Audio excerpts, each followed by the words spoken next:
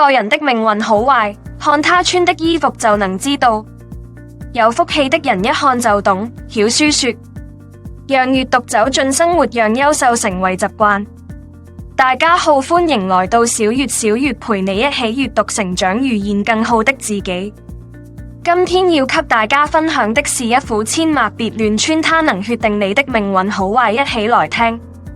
曾經看到過這麼一句話，自己展示的是形象，留給別人的是印象，你的形象是由自己決定的。你每天有24個小時，千萬別自己那一刻中一個會穿衣服的人已經成功了一半，因為你所有的經驗都來自於長久的準備，而這個準備的過程就是你不斷積累知識、提升品味的過程。現在很多人不知道着裝的講究，而是隨心所欲的裝飾修飾自己。沒剪的人為了表面的光鮮，不切實際地花剪向自己身上貼富有的標籤，不過是打腫臉充胖子。有剪的人毫無顧忌的炫富，給力粉飾奢侈的優越感，殊不知讓中人嫉妒恨，甚至招來劫財之禍。網絡平台一些網紅為了博人眼球，奇裝異服，行為怪異，扮演着各種虛假的人設。更可怕的是，船有一群不明真相的粉絲趨之若鶩，可以閱他們這種自以為是的裝飾行為，早晚會害人害己。這樣的社會不良風氣是急需導正的。一裝飾要有崇尚禮樂教化的精神內涵。你的形象是對自己的尊重，也是對別人的尊重。一個人要外出辦事，肯定先把自己修整一番，穿一件合適的衣服，選擇一條合適的領帶，最後船要擦一擦皮鞋。這就是裝飾，就是壁掛。壁掛也可代表裝飾。化妝深層含義是一種人文精神，人文越白了就是人的花樣。但不管怎麼裝飾花樣，進駐壁掛，崇尚禮樂教化的精神內涵是不變的。我們的裝飾要始終合時而文明守禮，這就是我們要去經歷，要去體驗生命的各種色彩，但最後要懂得回歸本源，恢復本真。一個人只有歷經凶險才能體會到平安是福，只有曾經在歡樂場裏熱鬧過，才能夠真正甘於寂寞。總之，一個人穿怎麼樣的衣服，帶怎麼飾品，就說明他有怎麼樣的涵養和心境。所以衣服是不能亂穿的，一定要符合自己的身份，符合此時此地的前景。一切人文修飾實質都是為了提高人的品德修養，所以一切人文的文飾都應當恰如其分，以人為本，最終的首份才會有所得。人活一世，經歷風雨暖陽，最終回歸本色，也才是生命的應有之義。感謝你的觀看，願你浮生無量。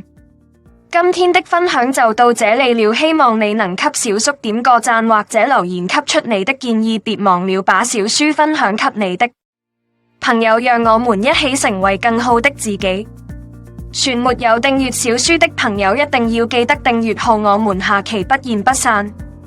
今天很多人不知道怎麼叫做分，其實已經裡面講得很清楚，有所所立、無所立、小有所立、大有所立。時間不同就完全不一樣，這90分。每個人無論身處怎麼時候，都要使自己的行為、自己的裝扮符合自己的現狀，不要引起別人的不快，遭人忌恨。同時做好吃苦的打算，即便現在可以享受，有條件做好車穿名牌，最好船事不要招搖。每個人都要守份。每個人都要清楚自己可以裝飾到怎麼地步，而且船要知道有些事情人家裝飾可以，自己是不行的。就像有些衣服別人穿在身上很漂亮，自己穿着就很別扭一樣。每一個人要選擇合自己的衣服，要選擇合自己的用具，否則自討自取其辱。三、裝飾要明白返璞歸真的真義，人只有經過了世事的變化，經過了花紅柳綠才能返璞歸真，就如那些出家人歷經紅塵滾滾才心靜如空。正如壁掛所閱，並如一個人裝飾得近乎白素，展現出一種樸素之美，有返璞歸真的意味。人只有惹人注意、蜥蜴人的眼光的時候，才會花樣百出。一個看開的人不至於如此。就像一個人的位階越來越高，越嚟越受到大家矚目的時候，越要學會低調，學會返璞歸真。有的人穿着低調在人群中，他們也苦不愧是最打眼的那種人，但卻很有自己的想法和立場。在生活中，他們也苦不愧是最活潑的那種人，但隨着交往的深入，他們的魅力會越嚟越凸顯出來。可是現在很多人恰恰相反，總是反其道而行之。這些人本身沒有怎麼名氣，也沒有怎麼聲望，但一天到晚奇裝異服，把自己弄得不成樣子。我們知道，如果把各種顏色重疊在一起，最後混合而成的就是白色，好像以前怎麼顏色都不現了。人也是一樣，轟轟烈烈的活了一輩子，生命中玩過了很多花樣，等到了老年反而會變得準確。今天很多人不知道怎麼叫做分，其實已經裡面講得很清楚，有所納、無所納、少有所納、大有所納。時近不同就完全不一樣。這90分，每個人無論身處怎麼時候，都要使自己的行為、自己的裝扮符合自己的現狀，不要引起別人的不快，遭人忌恨。同時做好吃苦的打算，即便現在可以享受，有條件做好車穿名牌，最好船事不要招搖。每個人都要守份，每個人都要清楚自己可以裝飾到怎麼地步，而且船要知道有些事情人家裝飾可以，自己是不行的。